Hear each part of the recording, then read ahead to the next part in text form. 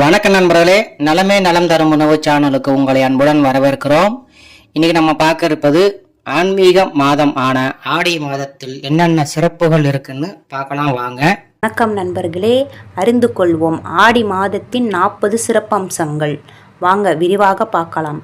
ஆடி மாதம் பிறந்ததும் தட்சநாயம் ஆரம்பமாகிறது.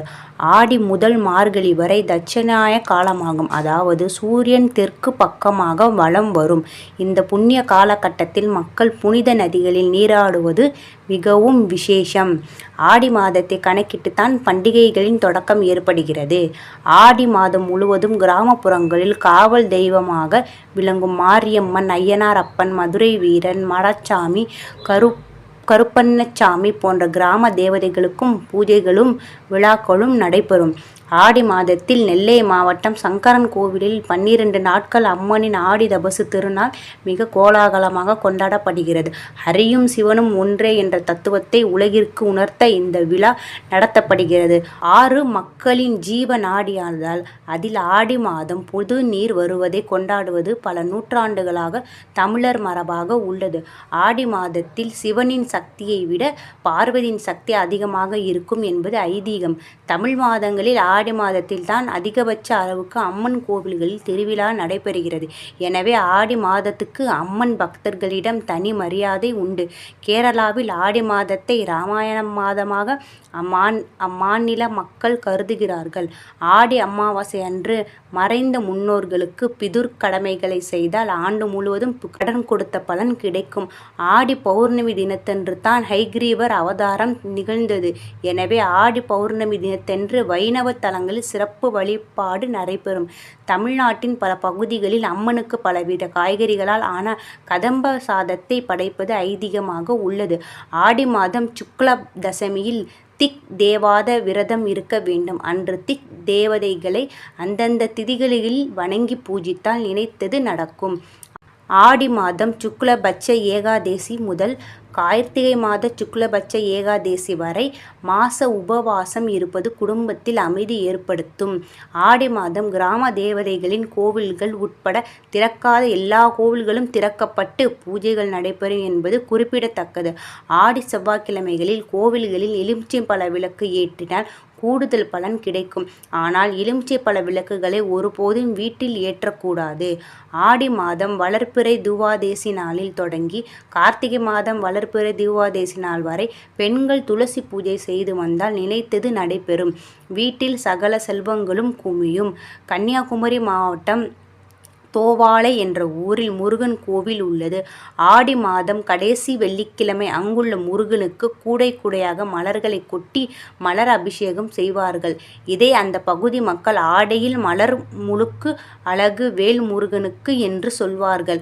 ஆடி பெருக்கு திருவிழா ஸ்ரீரங்கம் அம்மா மண்டபத்தில் விமர்சையாக நடைபெறும். அப்போது பெருமாள் மண்டபத்துக்கு எழுந்தருள்வார். ஆடி மாதம் செவ்வாய் வெள்ளிக்கிழமைகளில் காமாட்சியை வணங்கினால் திருமண தடைகளை விலக்கி சுபம் உண்டாகும். ஆடி மாதம் முழுவதும் மீனாட்சியை வழிபட்டால் குடும்பத்தில் அமைதி ஏற்படும். ஆடி மாதம் முத்துமாரியம்மனை மனம் உருகி வழிபட்டால் திருஷ்டிகளை விலக்கிவிடும். ஆடி மாதம் சுக்ல துவாதேசியில் மகாவிஷ்ணுவை நினைத்து விரதம் இருந்தால் செல்வம் பெருகும். ஆடி மாதம் சுக்லபத்த ஏகாதேசி தினத்தன்று அன்னதானம் செய்தால் சகல பாக்கியங்களும் கிடைக்கும். ஆடி மாதம் சுக்லபத்த திரையோதசியில் பார்வதி தேவியை நினைத்து விரதம் இருந்தால் நினைத்தது நடக்கும். கஜேந்திரன் என்ற யானையை முதலை கவ்விய போது அந்த யானை ஆதி மூலமே என்ற கதற உடனே திருமால் சக்கராயுதத்தை ஏவி யானையை காப்பாற்றினார். இதனை நினைவுபடுத்தும் வகையில் ஆடி மாதம் எல்லா திருமால் தலங்களிலும் கஜேந்திர மோட்ச வைபவம் நடத்தப்படுகிறது. ஆடி மாதம் ஏகாதேசி துவாதேசி நாட்களில் அரச மரத்தை சுற்றி வந்து வழிபட்டால் வாழ்வில் மகிழ்ச்சி உண்டாகும். தஞ்சாவூரில் நிசும் சூதனி உக்கிரகாளியம்மன் கோவில் உள்ளது. ஆடி 18ஆம் பெருக்கு தினத்தன்று தஞ்சை மாவட்ட கிறிஸ்தவர்கள் அங்கு ரொட்டி ஆட்டுக்கறி படையலிட்டு வழிபடுவதை வழக்கத்தில் வைத்துள்ளனர். ஆடி மாத வெள்ளிக்கிழமைகளில் மகாலட்சுமியை வழிபட்டால் வீட்டில் செல்வம் சேரும். ஆடி மாதம் ஏதாவது ஒரு வெள்ளிக்கிழமை அம்மனை ஆவாகனம் செய்து வீட்டுக்கு வரவழைத்து வழிபடுவது சிறப்பை தரும். ஆடி மாதம் குத்துவிளக்கை லட்சுமியாக பாவித்து அலங்கரித்து வழிபடுதல் வேண்டும். ஆடி மாதம் அம்மனுக்கு பால் பாயாசம் சர்க்கரை பொங்கல் வைத்து வணங்குதல் வேண்டும். அம்மனை வழிபடும் போது மறக்காமல் லலிதா சகஸ்கர நாமம் சொல்ல வேண்டும். ஆடி மாதம் வீட்டில் சிறப்பு பூஜைகள் செய்யும் போது சிறு பெண் குழந்தைகளை அம்மனாக பாவித்து உணவு கொடுத்து ரவிக்கை, சீப்பு, குங்குமச்சிமிழ், கண்ணாடி, வளையல், தாம்பூலம் கொடுக்க வேண்டும். ஆடி பூரத்தன்று ஆண்டாள் பிறந்தாள் என்பது உங்களுக்கு தெரிந்து இருக்கும். ஸ்ரீவில்லிபுத்தூர் கோவிலில் ஆடிபுரத்தன்று ஆண்டாளை நந்தவனத்துக்கு எழுந்தருள செய்வார்கள். அப்போது திருப்பாவை, நாச்சியார் திருமொழி, திருப்பல்லாண்டு பாசுரங்கள் பாடப்படும். இதனால் ஆண்டாள் மனம் குளிர்ந்து இருப்பாள். அந்த சமயத்தில் ஆண்டாளை வழிபட்டால் உங்களது எல்லா பிரார்த்தனைகளும் நிறைவேறும். ஆடி மாதம் அம்மனுக்கு சாற்றப்படும் வளையல்களை பெண்கள் அணிந்து கொண்டால் திருமண பாக்கியம், குழந்தை பாக்கியம், சகல நலன்களையும் நீங்காத செல்வத்தை பெறலாம் என்பது ஐதீகம். ஆடி மாத வெள்ளிக்கிழமைகளில் அதிகாலையில் எழுந்து குளித்து தூய ஆடை அணிந்து சாணத்தை பிள்ளையாராக பிடித்து செவ்வரளி, செம்பருத்தி, அருகங்கொண்டு சூரியோதயத்திற்கு முன்னால் விநாயகரை பூஜிக்க வேண்டும். வாழை இலை மீது நெல்லை பரப்பி அதன் மீது கொழுக்கட்டை வைத்து விநாயகரை வழிபட செல்வம் கொழிக்கும். ஆடி மாதத்தை பீடை மாதம் என்று ஒதுக்குவது அறியாமையால் வந்த பழக்கம். உண்மையில் பீட மாதம் என்றுதான் பெயர். அதாவது மனமாகிய பீடத்தில் இறைவனை வைத்து வழிபட வேண்டிய மாதம் என்பதே சரியானது.